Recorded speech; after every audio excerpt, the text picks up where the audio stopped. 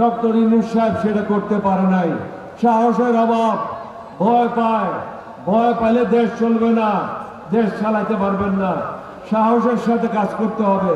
যেই দিন কয়দিন বেঁচে থাকেন, একজন সিংহের মতো বেঁচে থাকেন, কাপুরুষের মতো বেঁচে থাকে কোনো লাভ নাই।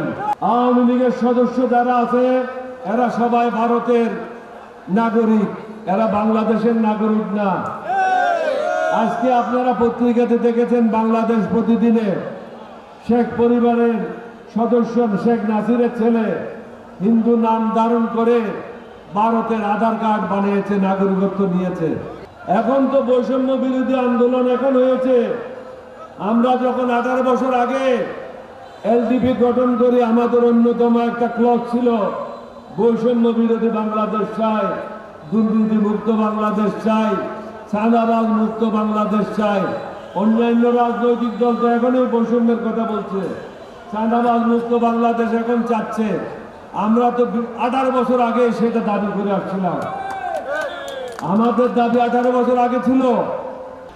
এই সরকার আজ যেদিন শপথ গ্রহণ করবে সেই দিন আমরা এই সরকারকে বলেছিলাম যে 18 নির্বাচনে যে সমস্ত পুলিশ কর্মকর্তা, যে সমস্ত ইউএনও, যে সমস্ত ডিসি, যে সমস্ত এসপি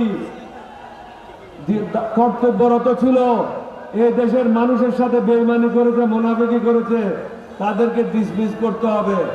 এখনো পর্যন্ত কিন্তু ডক্টর ইউনূস সাহেব সেটা করতে পারে নাই।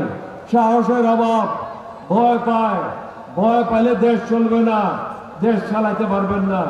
সাহসের সাথে কাজ করতে হবে। যেই দিন কয়দিন বেঁচে থাকেন, একজন সিংহের মতো বেঁচে থাকেন, কাপুরুষের মতো বেঁচে থাকে কোনো লাভ নাই। দেশকে বাঁচান, দেশকে রক্ষা করেন। বেঈমানেরা যারা